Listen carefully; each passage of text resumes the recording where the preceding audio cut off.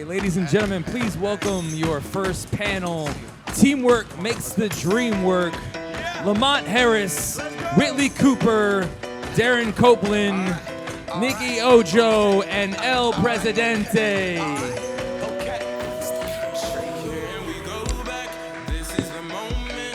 Once again, Nike Ojo.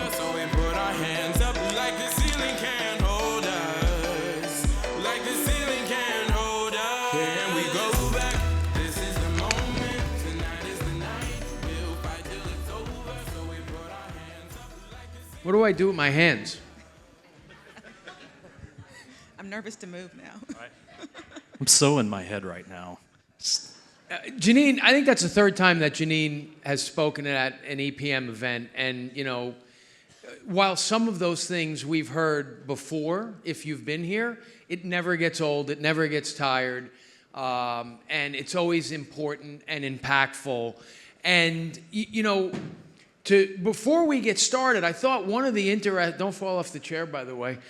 You know, when you talk about what success looks like, or sort of success in action, we're backstage and, you know, Darren says to me, hey, what was that one thing that you said about, you know, people who like you and don't like you? And so we were talking about that, and I'm thinking about Janine, and what I said was, you know, I want you to think about this, right? And when you talk about behavioral habits in people, if we want to be loved, accepted, and recognized, and successful people, right, are successful, it's really likely that they want to tell you why they're successful. And so when you're asking those questions of successful people, it's really likely that you're going to get the answers you want. This is our time. Another hand for Janine. How do I make the mad face? Oh, all right. No. And then the people who don't want to answer your questions are probably the people who aren't so successful. They have something to hide, you know. And so as leaders, you know, I hope that you really were diligent in sort of the listening. You have 2 ears, 1 mouth, and that's part of the Darren's like, he was listening because he's asking me the question, right? I was listening to Janine because then we're talking about behavioral habits. And that's how you sort of build the process. That's how you build success, and that helps you build a team. So thank you for joining us. And you know, we're sort of backstage, like what questions we were going to ask. I said, hey, why don't we just talk about Van Halen for 40 minutes? But I mean, I'm sure you guys don't want to hear about that anyway. So why don't we start with you, Lamont? You know, if I were to say to you, you're going to build a team today, and obviously the team would imply multiple people and so on and so forth, and therefore you have multiple personalities. Sure. How would you start? What would be the first sort of type of person? More, I'm not talking about, you know, accomplishments and position, but in terms of their attributes and their character. You know, what type of person would you look to start a team with? Great question first. I think for me, the very first thing that I would look for in terms of an attribute would be for individuals that have integrity. I think that from a foundational standpoint, when you look at team building or building in general, we're talking about relationship. And I think for any relationship to have any type of sustainability, I think that it needs to be built on a foundation of trust. Amen. And that's why I would start with integrity first. Love it. I mean, you know, you hear the foxhole analogy, and you know, we touched on a lot of vets being here. I mean, you got to be in the trenches with someone you trust, right? I mean, it's just as fundamental as it gets. Obviously, not to be unfair as we go down, these questions either get easier or harder to answer because somebody, you know, maybe took some of your answers before you. But Whitley, same question. I love integrity, and I would like to add to that compassion. especially doing the line of work that we do. Someone who has the heart for it and who cares for our consumers and the borrowers and our end goal that's at play, which is helping people to get into homes. And that's a serious, life-altering accomplishment that people are going after. And so knowing that's the goal at the end of the day, making sure that people have the compassion to get there, because we don't know everybody's stories. We don't know what it took for them to get there. And so having that level of compassion, I think, always helps as well. Love it, love it. You know, and I've seen this on the internet. You know, if someone offered you $1 billion and one day to live, would you take the $1 billion? You know, and the use of the word home, and I've said this before, this is called home ownership, not house ownership. We want to sell rates and locks and payments. What matters is what we do in these homes, the lives we build, the families we make, the memories. And we lose sight of that sometimes. And compassion is an important part of that. And conveying to your borrowers, the prospective home buyers, that what they do in the home is as important or more important than the home itself. DC? Yeah, so we have this rule at our office, it's called ABC, and it's always be cool, right? And everyone has to fit the always be cool mantra, because as you guys know, the culture in the office, whether they're support staff or they're producers, they can make or break you, right? And you just have to set the bar of expectations that the people that you bring into your organization, they just have to be really awesome people, right? They have to be good people on the inside, because at the end of the day, I think we're all of us in this room are better than, you know, whether it's the retail loan officers or whoever. But man, if you care and you honestly care about your referral partners and your clients getting into the house, that's what it's all about. Because, you know, a lot of us do big production numbers, and I think it's very easy as a human to get numb to the numbers as far as when closing docs are going out, you know, and the wires going out. But man, those individuals, that's like one of the biggest days in their life, right? So you have to protect that. And my wife, Liz, AKA Chili Peppers, back there taking pictures of me. And if they don't pass the chili pepper test, they don't get to come on board, right? So always be cool and always set your standards at a certain level and never waver on that. I love that. And, you know, I think we're building a little bit of a narrative here, right? Is one of the foundational components of a team is sort of having an anchor, someone that you can trust, someone that you can collaborate with, someone that you can depend on. Hugely important. And in saying that, you might kind of say to yourself, well, no shit, right? But sometimes we need to be reminded of that, because we all know this to be true. You know, we could have 4 different people up on this stage, and the answers are probably reasonably similar. But how often do we forget that? Do we neglect that knowledge a bit? Nikkei? So for me, I would say someone that's open-minded. I truly believe that everyone has the ability to be great in whatever it is that they do. So somebody comes into the team, the person is open-minded, because there are lots and lots of changes in our industry. And so that person must be willing to adapt to those changes. There are lots of different clients with different personalities, so you have to be able to adapt to each situation and be open-minded to learn new things and unlearn what you've learned before. Love it. You know, I was in a meeting. Please hold the mics closer to your mouths. Thank you. Okay. You got to love some of these messages that come up here, by the way. You know, I was in a meeting last week, and, you know, one of the things that I talked about as, you know, you develop a culture, as you navigate, you know, the turbulent waters of success in business, is we're an organization of many hundred people. Believe it or not, every decision made, good, bad, or otherwise, is not about you. And some of these decisions may run counter to what you believe or what you know, you need, right? But they weren't made to your disinterest. And you need to have an open mind and realize that team is just that. We may make some right decisions for the wrong reasons, wrong decisions for the right reasons. There may be 2 steps ahead, Janine Driver, right, of where, we're trying to go where we think, the puck is going, not where the puck is. And we may need to let it sit a little bit, marinate, to figure out if these decisions ultimately prove to be the right ones, if these actions were justified. And you need to have an open mind to do that. Super important. So let's go in the other direction. Start with you, Nikkei.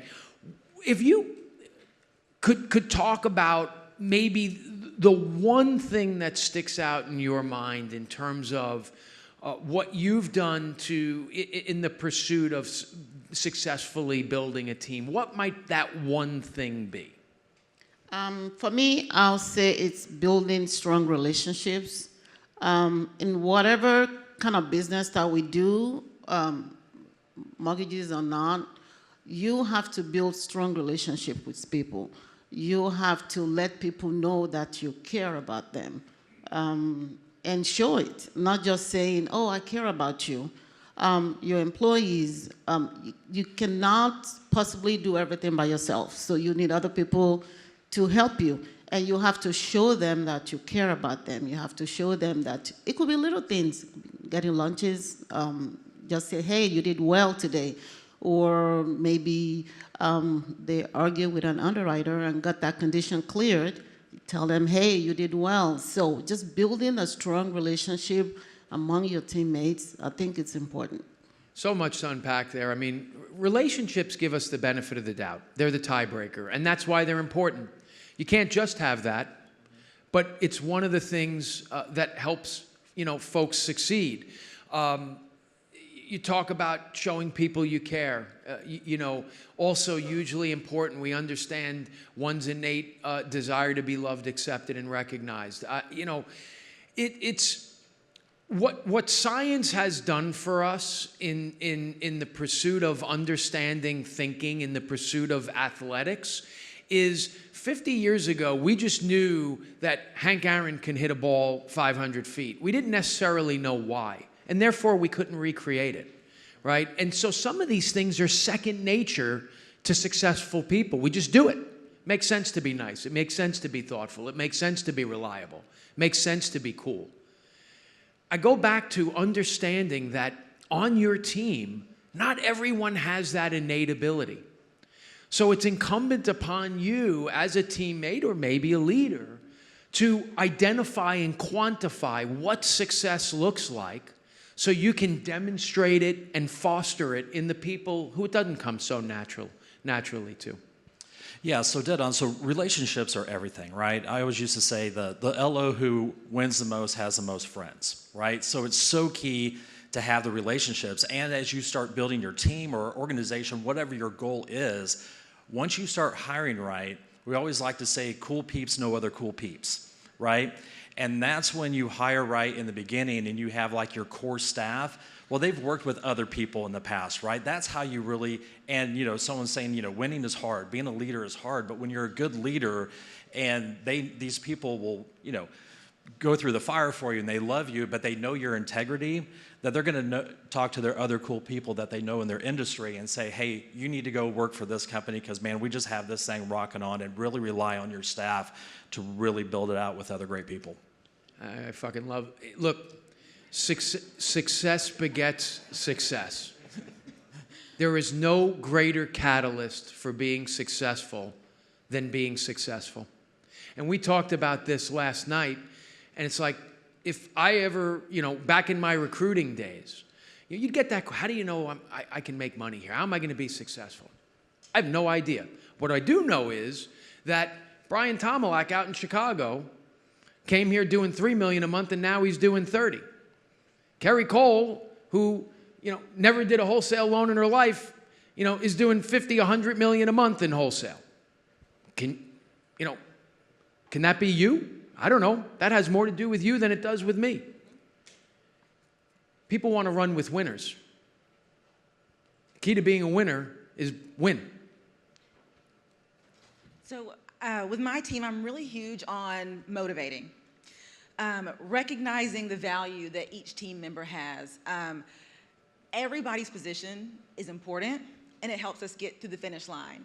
And no matter how we small or big the task is, giving credit for when credit is due. So I have some team members, they've just sent I was CC'd on an email, and they just wrote a really great email. So I reply back to that team member, hey, that was just a really awesome email. You worded that beautifully. I could have never worded an email like that. Just those little things.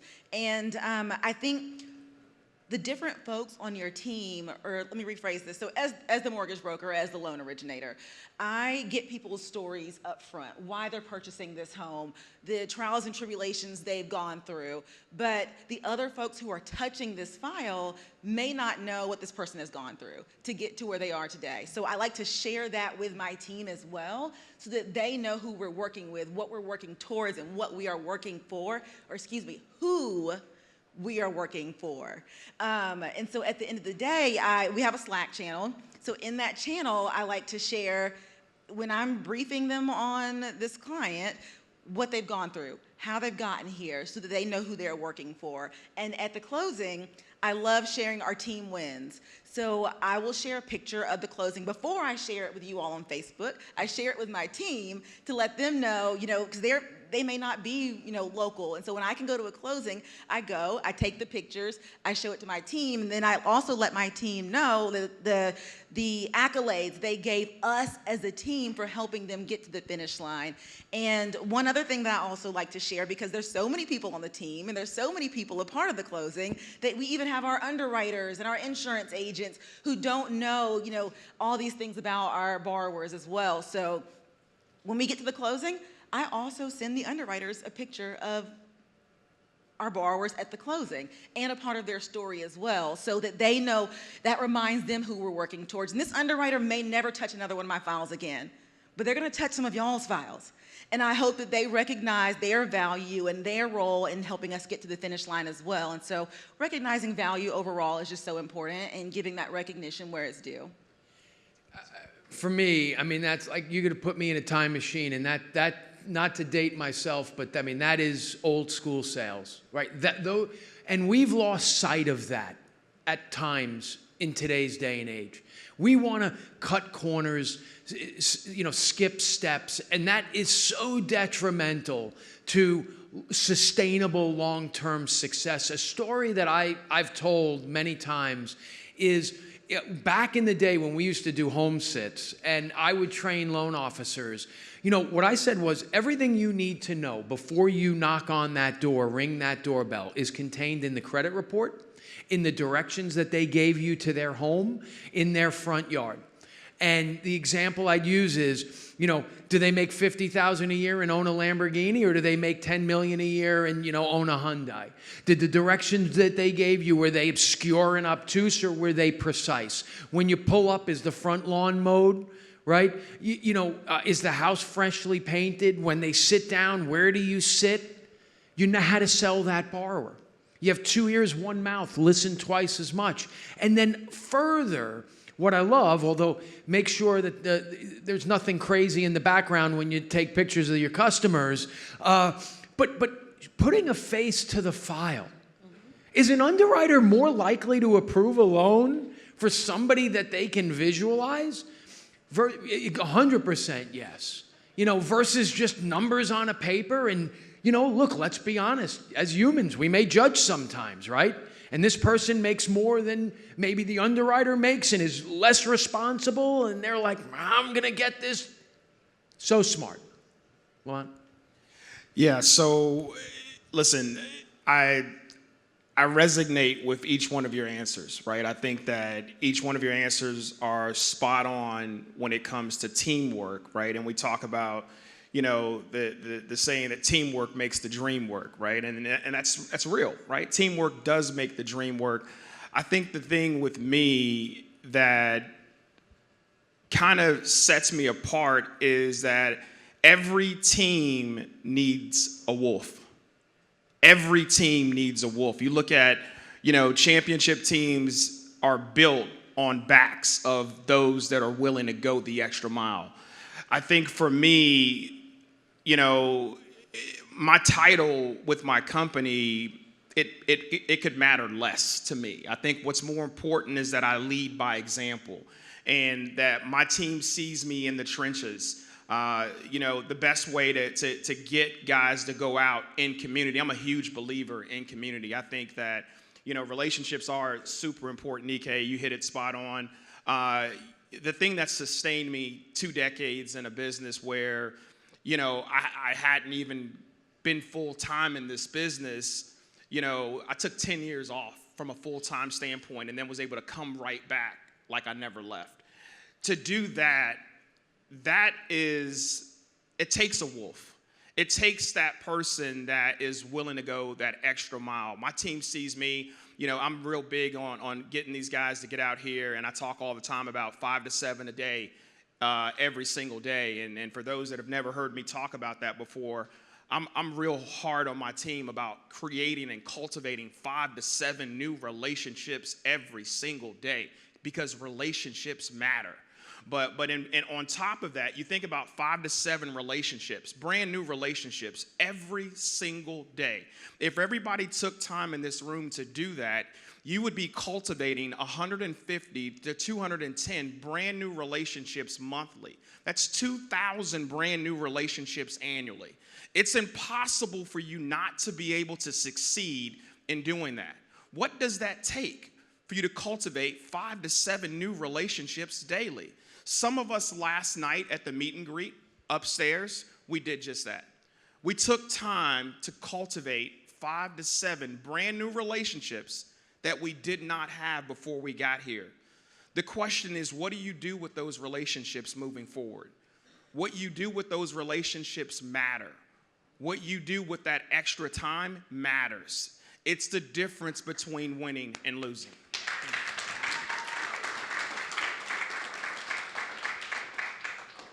I don't want to belabor this point, but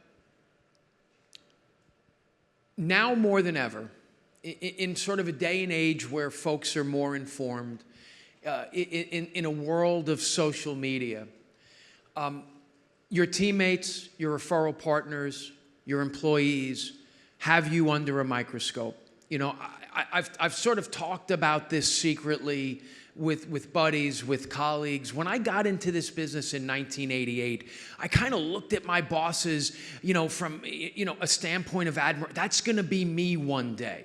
And when they'd go play golf twice a week or go out to 2-hour lunches, I didn't resent that. I envied that. I aspired to that. And the world has changed quite a bit. Leading by example, being that wolf, is really more important than ever, because you're being judged every moment of every day by the weakest people. And, why is he sneaking out again? Where is she going? Right? And you've got to be cognizant of that. And it could look differently, and it could mean different things, and you have to, have your finger on the pulse of your team. What works, what doesn't work. Again, social media, we do want to exude confidence and lifestyle, but not necessarily at the expense of hunting and gathering. And that balance, that messaging, tells a story, Janine Driver. And, you have to be conscious of the story that you want to tell. Super important. And so we'll probably end on this question. You talked about social media. We had a full photo shoot back there. We brought in lighting. It's going to be all over social. But, how do you integrate social media into team? That's a good question, right? So I only ask good questions. Yeah.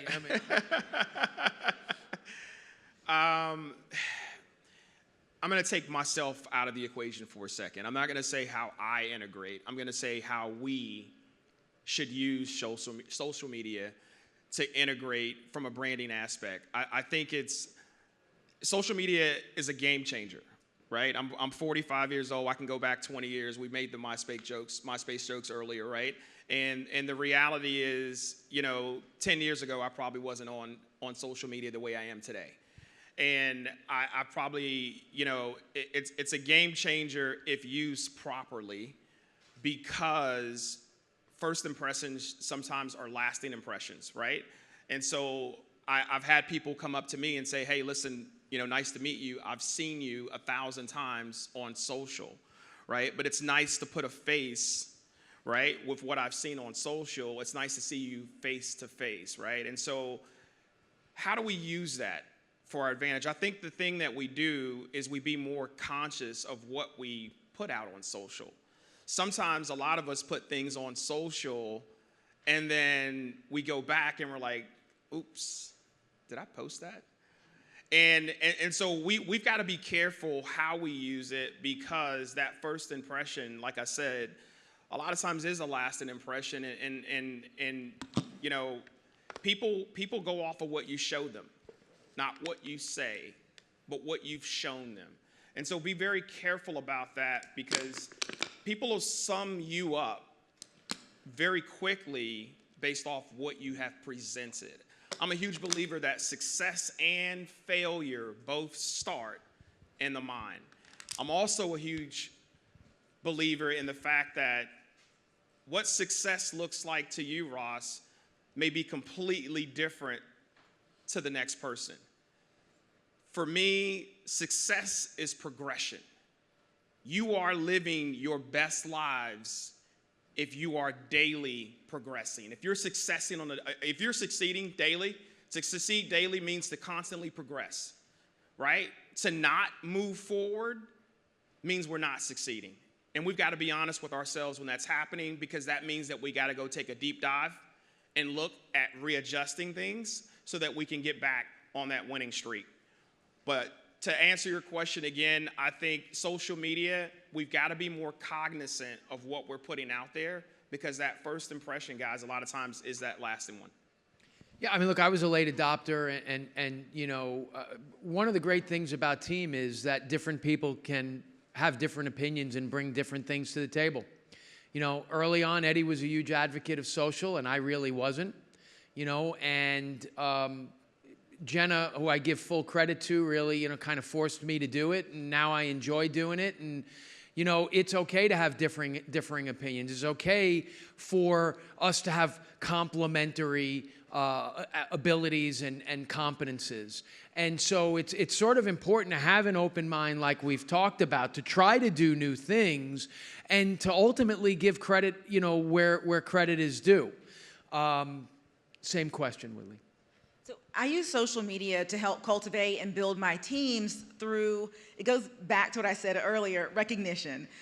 People love to be recognized for the work that they are doing and the value that they are bringing to the table. So I use that in social media through simple actions like tagging people for the great work that they've done. So we have our realtor partners, we have our insurance partners, we have all these other partners, and so going back to posting that closing photo, when I post it, I'll tag the partners too. The realtors may be in the photo as well, so I'll always drop a line about their great negotiating, have they got the closing costs paid, or the insurance agent was able to lower their deductible or their premium by a certain amount, so that. And when I tag them, that goes to their page. That also helps their business. That helps their recognition as well. And it also helps mine, because then they may share that post. They'll comment on it. So value, recognizing people, and leaving reviews is a part of social media as well, and online presence. So I think those things are major. And I just started incorporating some of my realtors in my TikTok videos. And I wasn't really sure if they wanted to be a part of it or not. And the clients. I asked her at the closing table. We were all there. It was a full house. Her mom was there. The realtor was there. The attorney was there. The sellers were there. Everybody was in the TikTok video. And I asked them first, and they were all ready and willing to do it. So don't be scared to ask people if they want to be involved, because more than likely, they're going to want to. How often have we heard actions speak louder than words? How many times do you just thank your realtor, thank the lawyer, thank the financial planner that gave you the referral, but involving them in your ecosystem? Probably no better way to say thank you. And it's all about, make it about them. It's about telling the story, right? We always talk about catching people doing the right thing, right? Because you have to honor those people who are out there doing the right thing, share success stories. People really don't want to hear about interest rates. They could care less about different programs that are coming out. Like, that's cool. We all geek out about it, and that's awesome. But you need to tell the story so you're bragging on yourself in a cool way on social media. Like, hey, you know, as a broker, I just took this deal. We saved them a point on their interest rate. We saved them a couple $100s a month, and we saved them $6,000 in closing costs, right? Tell that story and show that success of how you're making it about the other people and putting them in a better position. Because at the end of the day, right, we always want to post about us, right? Like, tell and brag about us, but switch it around. It's not all about you. Make it about, you know, your staff. Make it about your real estate referral partners, your insurance people, just like you were talking about, and just get in the habit of that and recognizing, because, you know, people just love that. You know, there's so much negativity in the world, but if you're the light and you're sharing positive things, not only are you lifting that person up that you're bragging on, but you're lifting up the people who are reading that. Love it. You know, there was somebody I ended up following, or somehow she was always in my LinkedIn feed.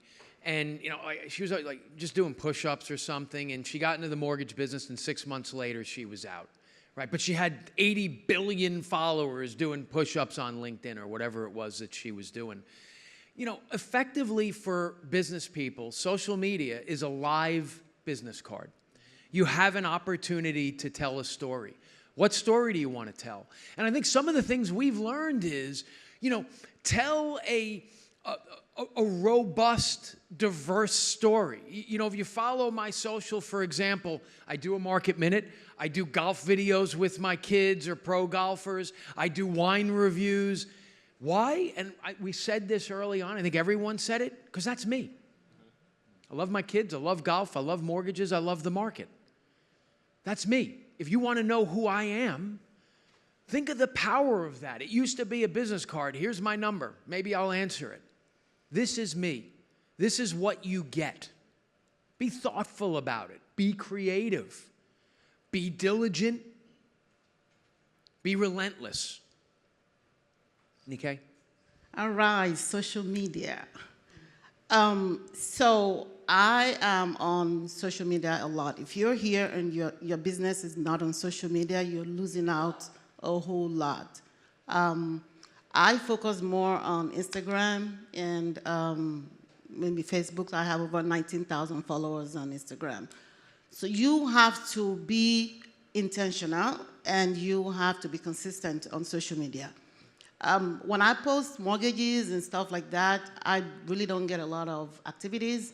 But when I post picture of me and my husband dancing, I get a lot. I have 2 videos with over 2 million views just because we're dancing. And what happens? From those videos, I got over 8,000 followers from those videos. And what happened to those 8,000 followers? They probably know someone who needs to get a mortgage that would call me. I get calls from my country, Nigeria, people wanting to buy.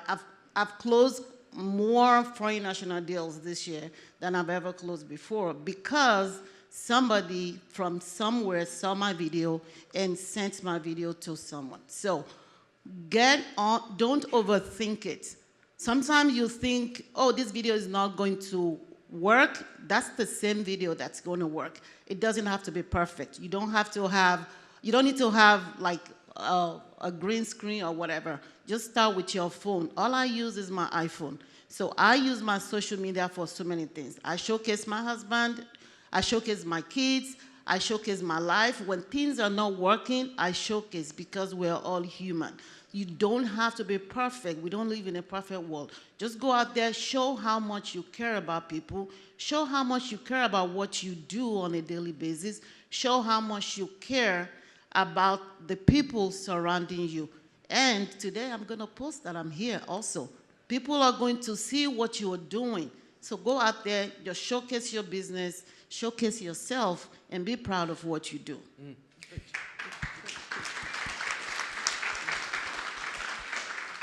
Be intentional and be vulnerable, right? And so what I can say is my most viewed post of all time was me and a golfing buddy, right?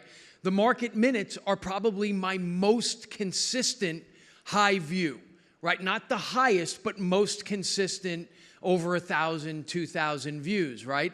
So my intentions behind both of those videos, very, very different. my most recent, biggest post was, the Legends in Lending, award, where overwhelmingly, and you talk about how cynical we are as a society, but sort of a post about me was the one that people responded to the most, with well wishes and everything, which kind of lets you know they want you, not what you sell. We're almost up, real quick. We can't have team without saying, quickly, name one person on your team you'd like to shout out and why. Lamont? One person on my team that I like to shout out is going to be my wife, right? Renata Harris, right? So I got to do that. Without Renata, there would be no Harris Capital, right? I wouldn't be able to do what I do, right? Awesome. Willie? Oh my goodness. Okay, one on my team. Okay, I have to do it. God's on my team all the time. I